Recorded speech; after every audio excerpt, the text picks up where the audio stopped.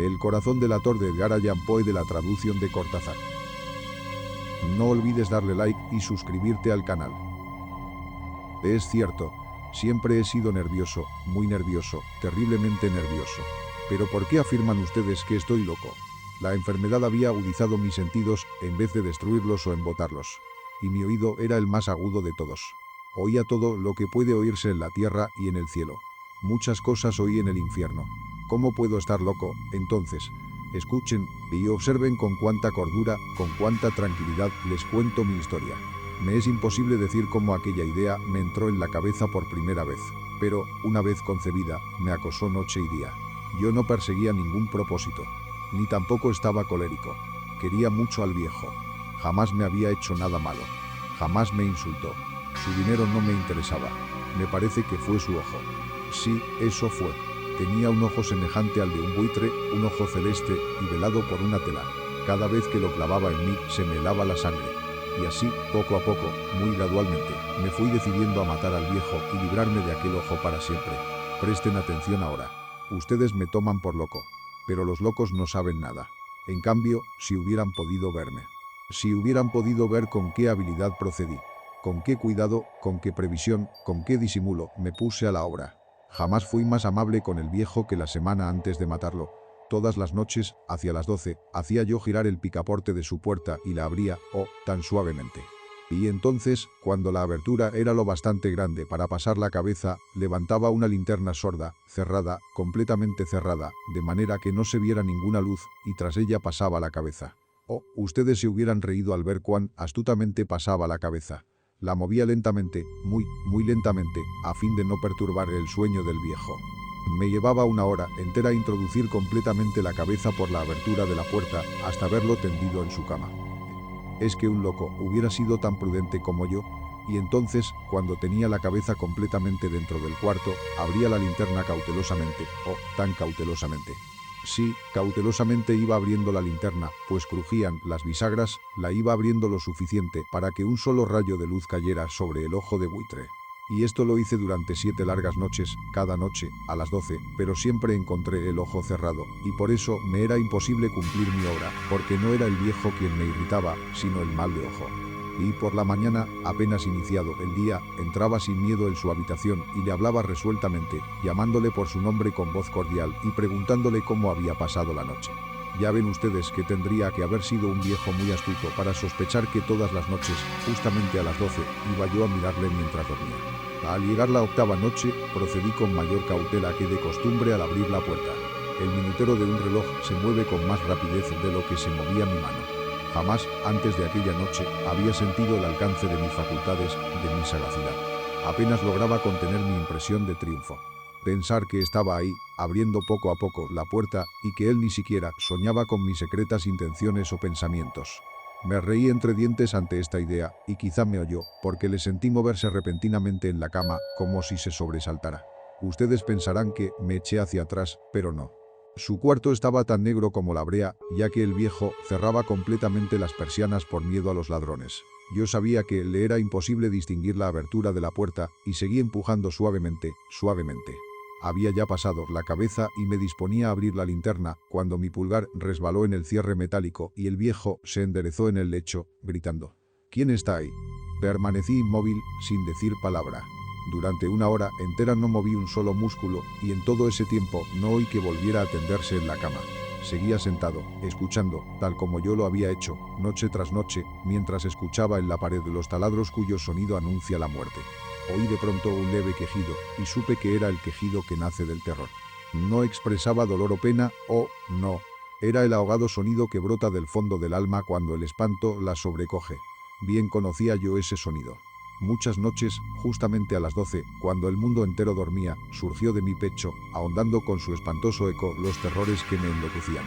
Repito que lo conocía bien. Comprendí lo que estaba sintiendo el viejo y le tuve lástima, aunque me reía en el fondo de mi corazón. Comprendí que había estado despierto desde el primer leve ruido, cuando se movió en la cama. Había tratado de decirse que aquel ruido no era nada, pero sin conseguirlo. Pensaba, no es más que el viento en la chimenea o un grillo que chirrió una sola vez.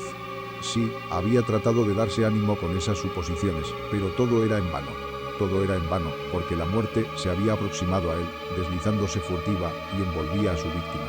Y la fúnebre influencia de aquella sombra imperceptible era la que le movía a sentir, aunque no podía verla ni oírla, a sentir la presencia de mi cabeza dentro de la habitación. Después de haber esperado largo tiempo, con toda paciencia, sin oír que volviera a acostarse, resolví abrir una pequeñísima ranura en la linterna.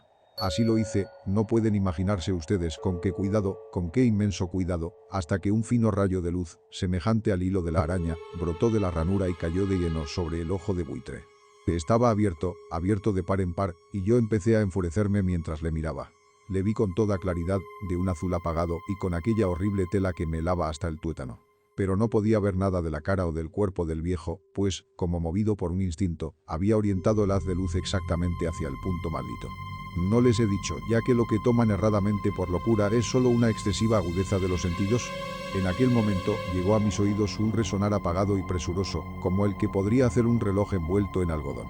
Aquel sonido también me era familiar. Era el latir del corazón del viejo. Aumentó aún más mi furia, tal como el redoblar de un tambor estimula el coraje de un soldado. Pero, incluso entonces, me contuve y seguí callado. Apenas si respiraba. Sostenía la linterna de modo que no se moviera, tratando de mantener con toda la firmeza posible el haz de luz sobre el ojo. Entretanto, el infernal latir del corazón iba en aumento. Se hacía cada vez más rápido, cada vez más fuerte, momento a momento. El espanto del viejo tenía que ser terrible. Cada vez más fuerte, más fuerte. ¿Me siguen ustedes con atención? Les he dicho que soy nervioso. Sí, lo soy. Y ahora, a medianoche, en el terrible silencio de aquella antigua casa, un resonar tan extraño como aquel me llenó de un horror incontrolable. Sin embargo, me contuve todavía algunos minutos y permanecí inmóvil. Pero el latido crecía cada vez más fuerte, más fuerte. Me pareció que aquel corazón iba a estallar.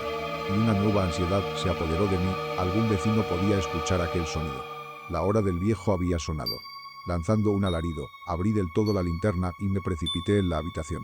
El viejo clamó una vez, nada más que una vez. Me bastó un segundo para arrojarle al suelo y echarle encima el pesado colchón. Sonreí alegremente al ver lo fácil que me había resultado todo. Pero, durante varios minutos, el corazón siguió latiendo con un sonido ahogado. Claro que no me preocupaba, pues nadie podría escucharlo a través de las paredes.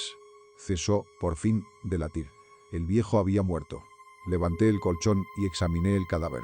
Sí, estaba muerto, completamente muerto. Apoyé la mano sobre el corazón y la mantuve así largo tiempo. No se sentía el menor latido.